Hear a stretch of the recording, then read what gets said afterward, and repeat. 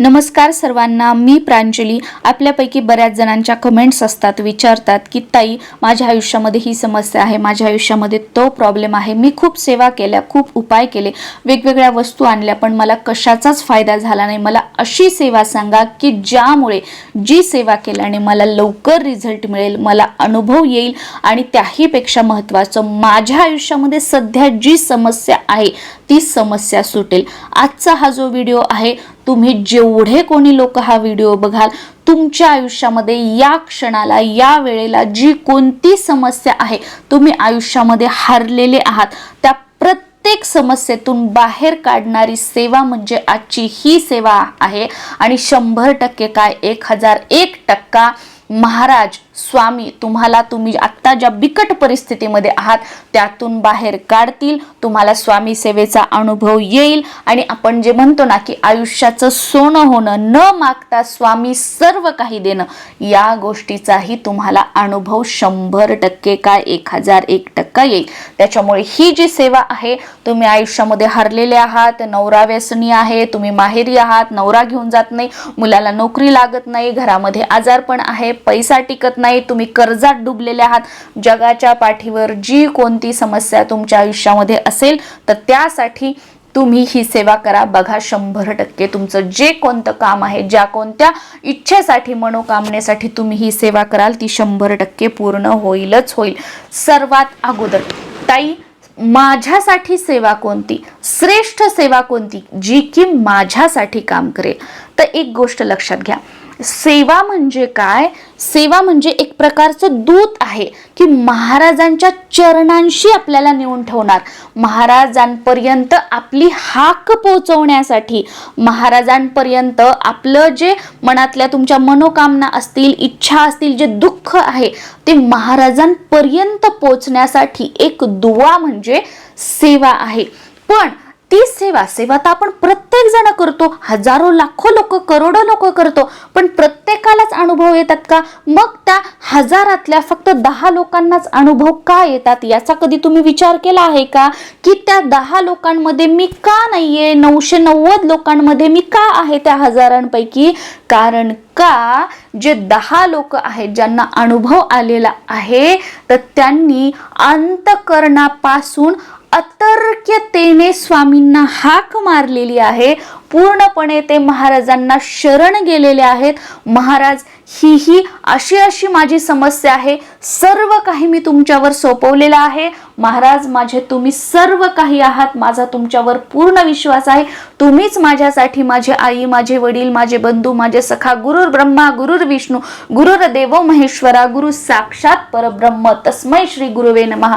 महाराज तुम्हीच माझ्यासाठी सर्व काही आहात, मी माझे नित्य कर्म जे आहेत, माझी जी कामं आहेत ती करत राहणार आहे, जशी मला माझी भोळी भाबडी सेवा करणं शक्य होईल तशी मी सेवा करणार आहे, बाकी सर्व काही मी तुमच्यावर सोडवलेलं आहे, तुम्ही बघून घ्या, माझ्यासाठी जे योग्य असेल तुम्ही तेच कराल आणि माझ्यासाठी जे अयोग्य असेल त्या गोष्टी, ती माणसं तुम्ही माझ्या आयुष्यातून दूर कराल, असा मला पूर्ण विश्वास आहे। म्हणून जे पूर्णपणे समर्पण करतात, महाराजांना समर्पित होतात, त्यांना स्वामी सेवेचा अनुभव येतो।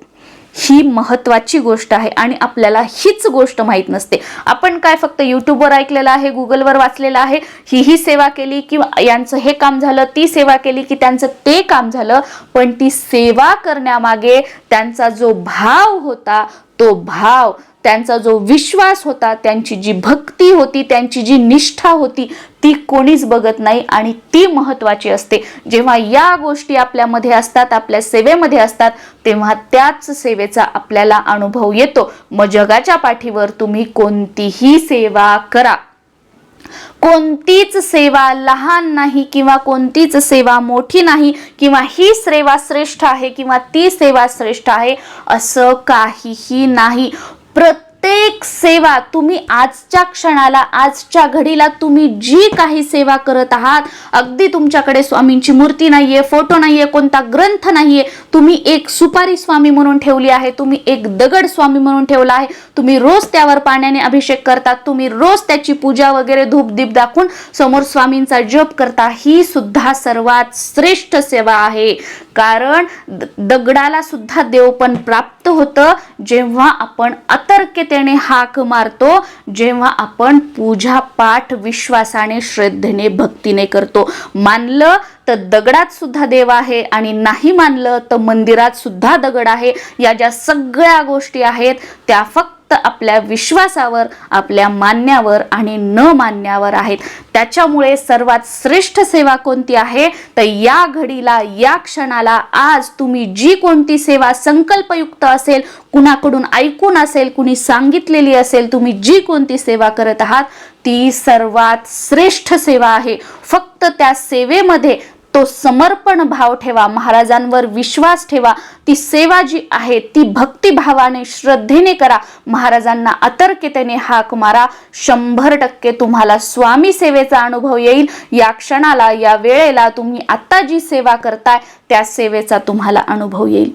पण आपण या गोष्टी करत नाही आणि आपण सगळ्या गावभर फिरतो. श्रेष्ठ सेवा कोणती, माझ्यासाठी चांगली सेवा कोणती, श्रेष्ठ सेवा कोणती, माझ्यासाठी चांगली सेवा कोणती.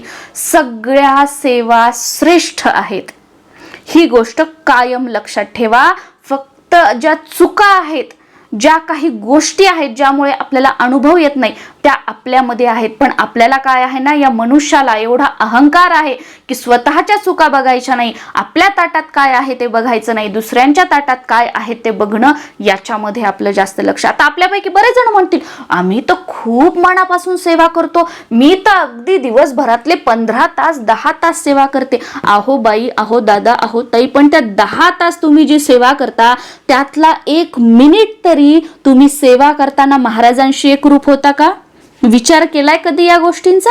नाही. मग तुम्ही त्या 10 तासातले 1 मिनिट सुद्धा तुम्ही एकरूप महाराजांशी होत नाही. आणि आजकाल तर आपण बऱ्याचशा सेवा ह्या लोकांना दाखवण्यासाठी करतो, दिखाव्यासाठी करतो, स्वतःसाठी, माझ्यासाठी आणि मी माझ्या महाराजांसाठी ही सेवा करते असं म्हणून कधी तुम्ही सेवा करता का? नाही. लोक माझ्या पूजेला कसं चांगलं म्हणतील, मी लोकांना सेवा माझी दाखवल्यावर लोक मला किती चांगलं म्हणतील. हो, तुम्ही किती सेवा करता यासाठी आज 90% लोक सेवा करताय. मग तुम्हाला स्वामी सेवेचा अनुभव कसा येईल? तुम्हाला, तुम्ही जे काही पारायण, व्रत, वैकल्य जे करता त्याचा अनुभव तुम्हाला कसा येईल?